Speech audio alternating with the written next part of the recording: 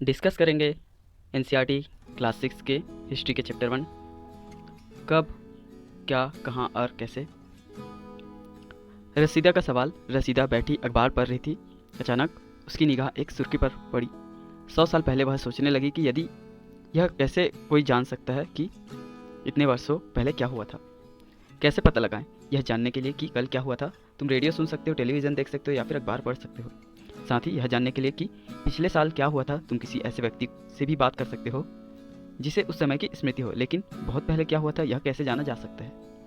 अतीत के बारे में हम क्या जान सकते हैं। अतीत के बारे में हम बहुत कुछ जाना जा सकता है, जैसे लोग क्या खाते थे, कैसे कपड़े पहनते थे, किस तरह के घरों में रहते थे। हम आखेटकों, शिकारियों, पशुपालकों, कृषकों, शासकों, व्यापारियों, पुरोहितों, शिल्पकारों, कलाकारों, संगीतकारों या फिर वैज्ञानिकों के जीवन के बारे में जानकारी हासिल कर सकते हैं। यही नहीं, हम यह भी पता कर सकते हैं कि उस समय बच्चे कौन से खेल खेलते थे, कौन सी कहानियाँ सुना करते थे, कौन से नाटक देखा करते थे या फिर कौन कौन से गीत गाते थे। लोग कहाँ रहते थे। मानचित्र 1 पृष्ठ 2 में नर्मदा नदी का पता लगाओ। कई लाख वर्ष पहले से लोग इस नदी के तट पर रहते थे। यहाँ रहने वाले आरंभिक लोगों में से कुछ कुशल संग्राहक थे जो आसपास के जंगलों की विशाल संपदा से परिचित थे। अपने भोजन के लिए वे जड़ों, फलों तथा जंगल के अन्य उत्पादों का यहीं से संग्रह किया करते थे। वे जानवरों का शिकार भी करते थे।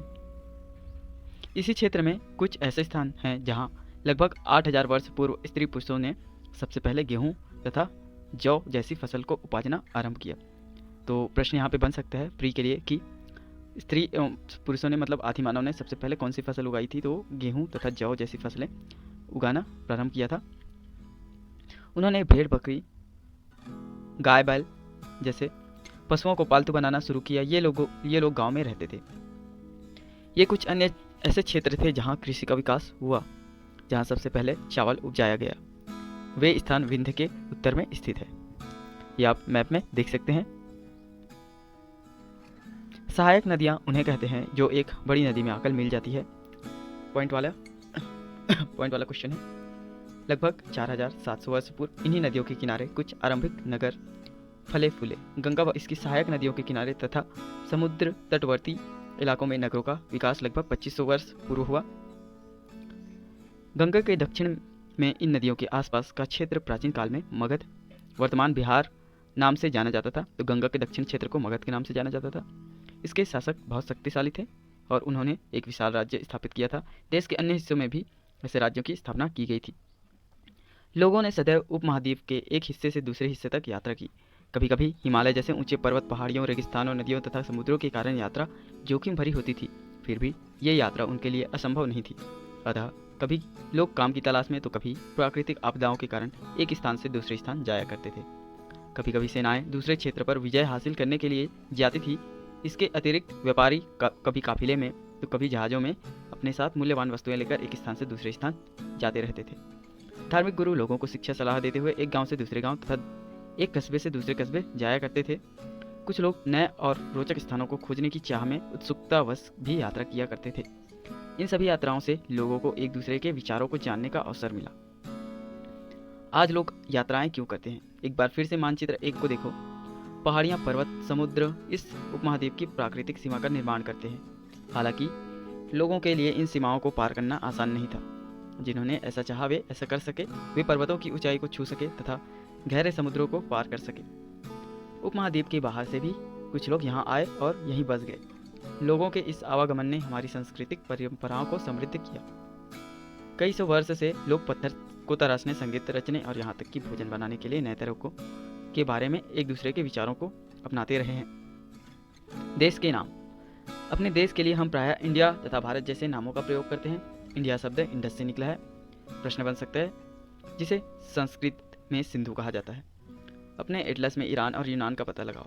लगभग 2500 वर्ष पूर्व उत्तर पश्चिम की ओर से आने वाली ईरानियों और यूनानियों ने सिंधु को हिंदोस अथवा इंदोस और इस नदी को के पूर्व में स्थित भूमि प्रदेश को इंडिया कहा।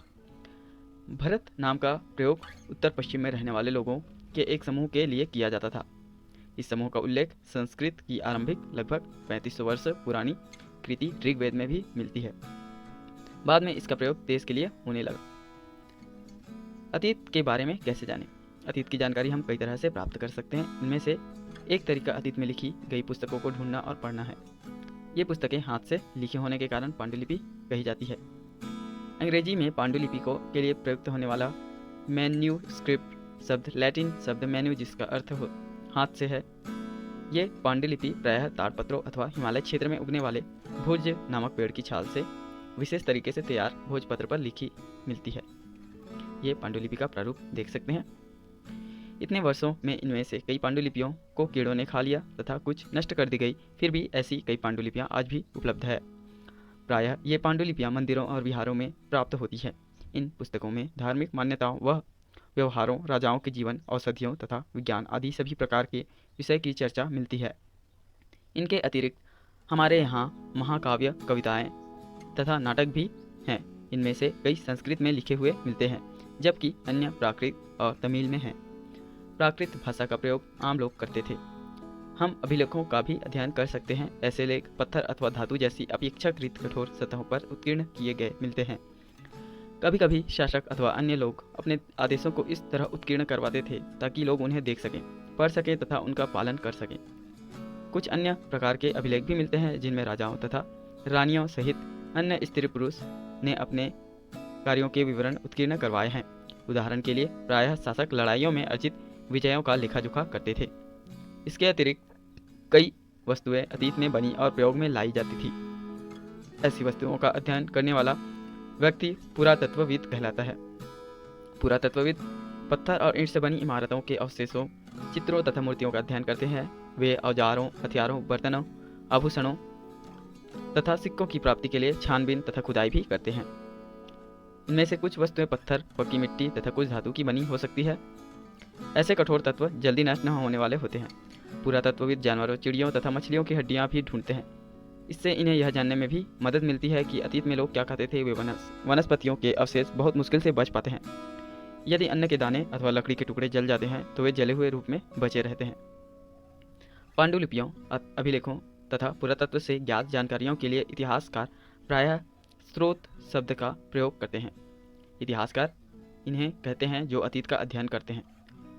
स्रोत के प्राप्त होते ही अतीत के बारे में पढ़ना बहुत रोचक हो जाता है, क्योंकि इन स्रोतों की सहायता से हम धीरे धीरे अतीत का पुनर्निर्माण करते हैं।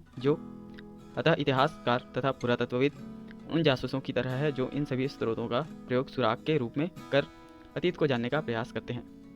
अतीत एक या अनेक। क्या तुमने इस पुस्तक के शीर्षक हमारे अतीत पर ध्यान दिया है? यहाँ अतीत शब्द का प्रयोग बहुवचन के रूप में किया गया है।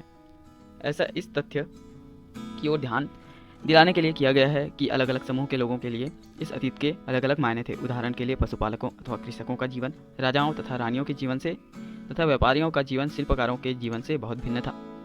जैसा कि हम आज भी देखते हैं, उस समय भी देश के अलग अलग हिस्सों में लोग अलग अलग व्यवहारों और रीति रिवाजों का पालन करते थे। उदाहरण के लिए आज अंडमान द्वीप के अधिकांश लोग अपना भोजन मछलियाँ पकड़कर, शिकार करके तथा फल फूल के संग्रह द्वारा प्राप्त करते हैं। इसके विपरीत शहरों में रहने वाले लोग खाद्य आपूर्ति के लिए अन्य व्यक्तियों पर निर्भर करते हैं। इस तरह के भेद अतीत में भी विद्यमान थे। इसके अतिरिक्त एक अन्य तरह का भेद है, उस समय शासक अपनी विजयों का लेखा जोखा रखते थे। यही कारण है कि हम उन शासकों तथा उनके द्वारा लड़ी जाने वाली लड़ाइयों के बारे में काफ़ी कुछ जानते हैं। जबकि शिकारी, मछुआरे, संग्राहक, कृषक अथवा पशुपालक जैसे आम आदमी प्रायः अपने कार्यों का लेखा जोखा नहीं रखते थे। पुरातत्व की सहायता से हमें उनके जीवन को जानने में मदद मिलती है। हालांकि अभी भी इनके बारे में बहुत कुछ जानना शेष है। तिथियों का मतलब। अगर कोई तुमसे तिथि के विषय में पूछे तो तुम शायद उस दिन की तारीख, माह, वर्ष जैसे कि 2000 या इसी तरह का कोई और वर्ष बताओगी। वर्ष की यह गणना ईसाई धर्म प्रवर्तक ईसा मसीह के जन्म की तिथि से की जाती है। अतः 2000 वर्ष कहने का तात्पर्य ईसा मसीह के जन्म के 2000 वर्ष के बाद से है। ईसा मसीह के जन्म के पूर्व की सभी तिथियाँ ईसा पूर्व, ईसा के पहले के रूप में जानी जाती है। इस पुस्तक में हम 2000 को अपना प्रारंभिक बिंदु मानते हुए वर्तमान से पूर्व की तिथियों का उल्लेख करेंगे। इतिहास और तिथियां। अंग्रेजों में बीसी, हिंदू में ईसा पूर्व का तात्पर्य बिफोर क्राइस्ट ईसा पूर्व होता है। कभी कभी तुम तिथियों से पहले एडी, हिंदी में ई लिखी पाती हो। यह एनो डोमिनी नामक दो लैटिन शब्दों से बना है तथा इसका तात्पर्य ईसा मसीह के जन्म के वर्ष से है। कभी कभी एडी की जगह सीई तथा बीसी की जगह बीसीई का प्रयोग होता है। सीई अक्षरों का प्रयोग कॉमन एरा तथा बीसीई का बिफोर कॉमन एरा के लिए होता है।